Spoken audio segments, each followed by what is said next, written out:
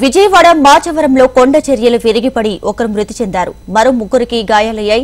Machavaram SRR college ఎదురుగా ఉన్నటువంటి కొండ ప్రాంతంలో జరిగిన ఘటనలో ఇజ్జాడ రాము మృతి చెందాడు. ఇక గాయాలైన మరో ముగ్గురిని స్థానికులు హాస్పిటల్కు తరలించారు.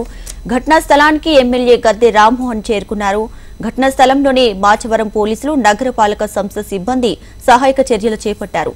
ఇక క్షతగాత్రులు దేవిని నగర్కు చెందిన దినసరి కూలీలుగా గుర్తించారు పోలీసులు.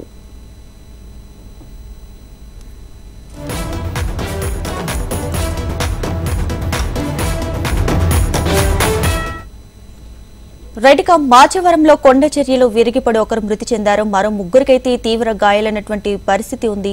మరిన్ని డీటెయిల్స్ మా ప్రతినిధి కాంతి అందిస్తారు. కాంతి, దీపిక, ఇటీవల విజయవాడలో కొండ చర్యలు విరిగిపడి 9 మంది మరణించినటువంటి విషయం మర్చిపోకముందే మాచవరం ఎస్ఆర్ఆర్ కాలేజీ సమీపంలో కొండ చర్యలు విరిగిపడి ఒక వ్యక్తి మృతి చెందగా ఇద్దరిని ఆసుపత్రికి తరలించి ఏదైతే వైద్యం అందిస్తున్నారు. కొండపైన ఉన్నటువంటి చెట్లు నరకడానికి వచ్చినటువంటి వ్యక్తి కొండపైకి ఎక్కి చెట్లు నరుకుతుండగా ఒక్కసారిగా కొండ చర్య విరిగి పడడంతో అక్కడ కొండ చర్య మధ్యలో ఎవరైతే మృతి చెందిన వ్యక్తి ఉన్నాడో ఇజ్జాడ రాము, అతను లోపలికి ఇరుక్కుపోయాడు. అక్కడే మృతి చెందడంతో అక్కడి నుంచి ప్రభుత్వ ఆసుపత్రికి అయితే పోలీసులు తరలించారు. ఇద్దరికి గాయాలైనాయి.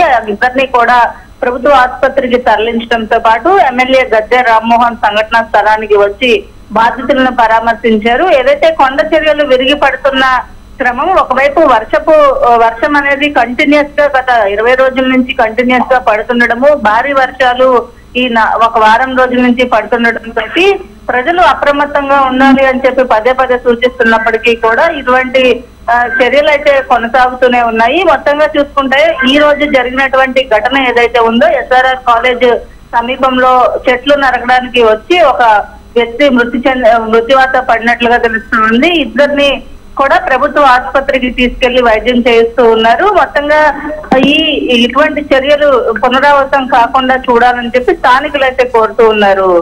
Right Kanti, thanks for the updates.